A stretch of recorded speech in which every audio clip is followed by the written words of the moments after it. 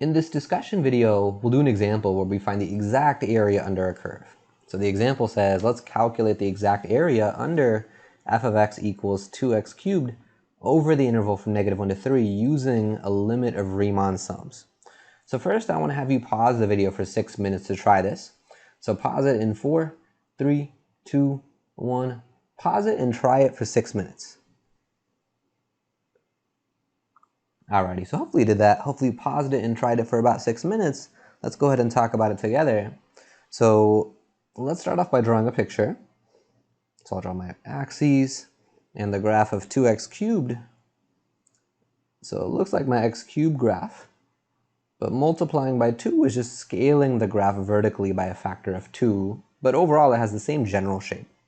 Okay, and I'm interested in finding the area over the interval from -1 to 3. So remember, the way that we do this is I'm going to split up that interval into pieces, into n sub-intervals. So I'm just going to draw some tick marks. So I'll go 1, 2, I'll put a third one here at the origin, and then 4, 5.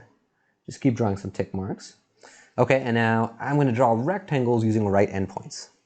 So in this first sub-interval, I take the right endpoint, and then draw a vertical line until I hit the curve. And then that is how high the rectangle is. Now I draw a horizontal line, and then down, and we have our rectangle. In the next subinterval, I go to that right endpoint, draw a vertical line until I hit the curve, and then a horizontal line across, and then down, and we have our rectangle. So if we keep going like this, at this next tick mark point, well, this is right at the origin, so this rectangle won't have any height. And the next subinterval, here's the right endpoint. I go till I hit the curve, and now the rest of these I'm going to do quickly. So a bunch of right endpoints will look like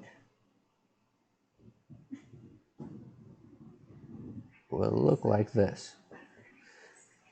Okay, so I'm going to call the left endpoint here x0, and the next one is going to be x1. The next one's going to be x2, and then up until the last one, where 3 is, I'm going to call that x sub n.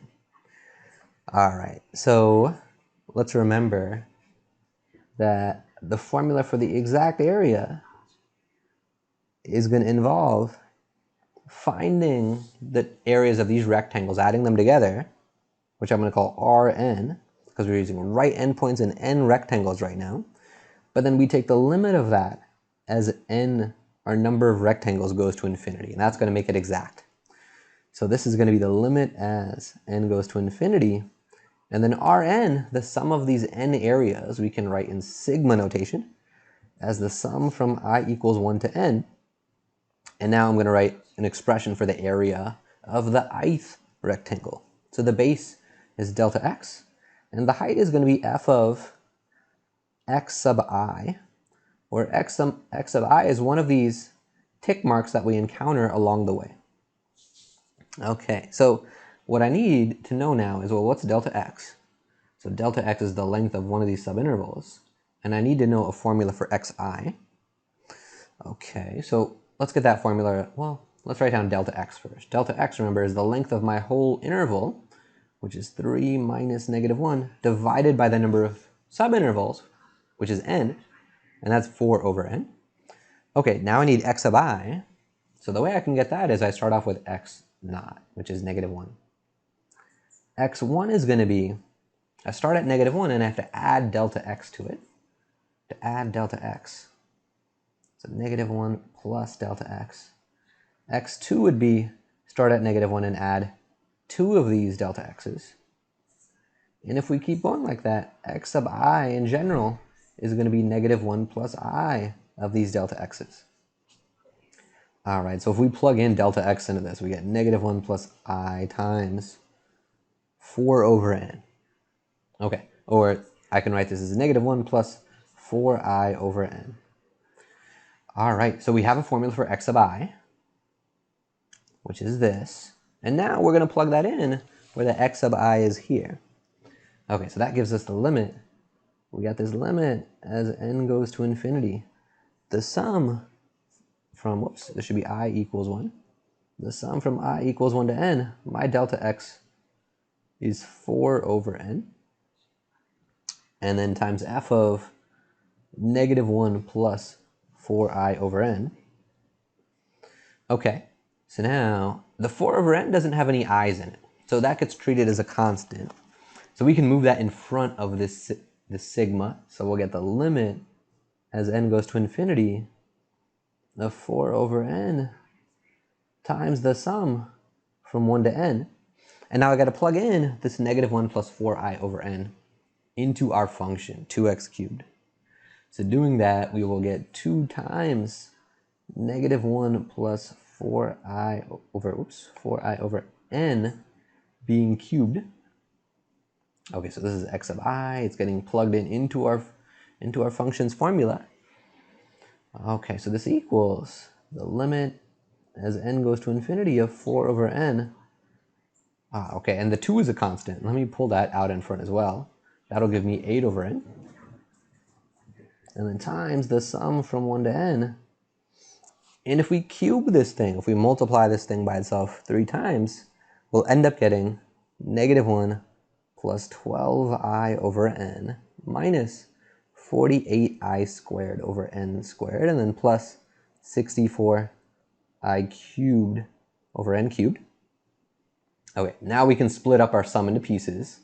So we have the limit as n goes to infinity, 8 over n, this whole thing times, and then I'll have the sum of negative 1 plus, and then with the next term, we'll have the sum, and I'm going to keep the I there, but the 12 over n has no i's in it. I'm going to move that to the front of the sum, because that gets treated as a constant. And then for the next term, I can pull out the negative 48 over n squared, and then get times the sum of I squared. And with the last term, we'll get 64 over n cubed pulled out, and then times the sum of I to the third. Okay, let me put a parentheses there. All right, so we have the limit as n goes to infinity of 8 over n times. So when I do the sum of negative 1, this just means negative 1 added to negative 1 added to negative 1 n times, and that's just going to be negative n. For the next term, we'll get plus 12 over n, and then we use our formula for the sum from 1 to n of I. And we reviewed in the last video that that was n times n plus 1 over 2. Then we get minus 48 over n squared. And now I use our formula for the sum of I squared, and that was n times n plus 1 times 2n plus 1 over 6. Okay, and then plus, we'll have 64 over n cubed.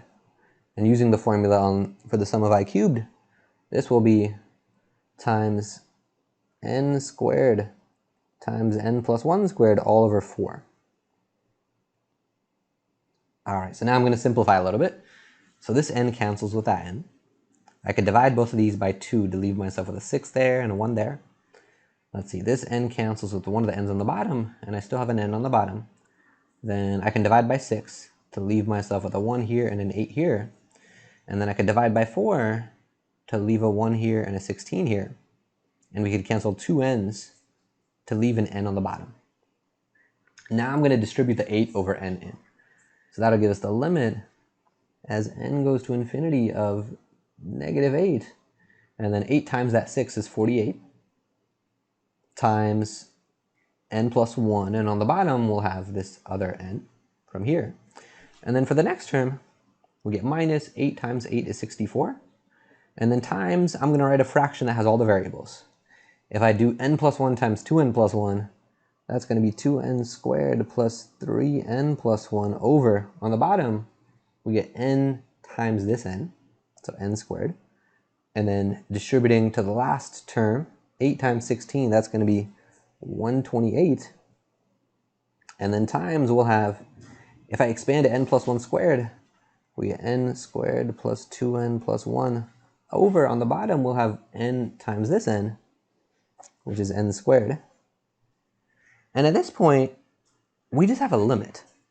And we just got to evaluate this using our techniques for limits. So I'm going to use my shortcut where we ignore the lower power terms. So ignore the lower power terms. So that'll give us the limit as n goes to infinity of negative 8 plus 48 times, I'm going to keep just the n on the top. The bottom stays as just n. So I'm keeping the higher power term. I'm ignoring this lower power term, that 1 on the top. Okay, for the next term, we get minus 64 times. On the top, I keep 2n squared. On the bottom, I keep n squared. For the next term, we get plus 128 times. I keep the n squared on top and n squared on the bottom. And this simplifies to negative 8 plus 48 minus 64 times 2, that's 128, and then plus 128. Okay, so this minus 128 and plus 128, they cancel, and we get 48 minus 8, which is 40. Okay, so that is our area. That's our area underneath this graph over the interval from negative 1 to 3. So eventually, we'll learn a much quicker way to get the area under a curve over some interval using what's called the fundamental theorem of calculus. But it turns out where that theorem will come from is from a limit of Riemann sums. So it's really essential to know this foundation.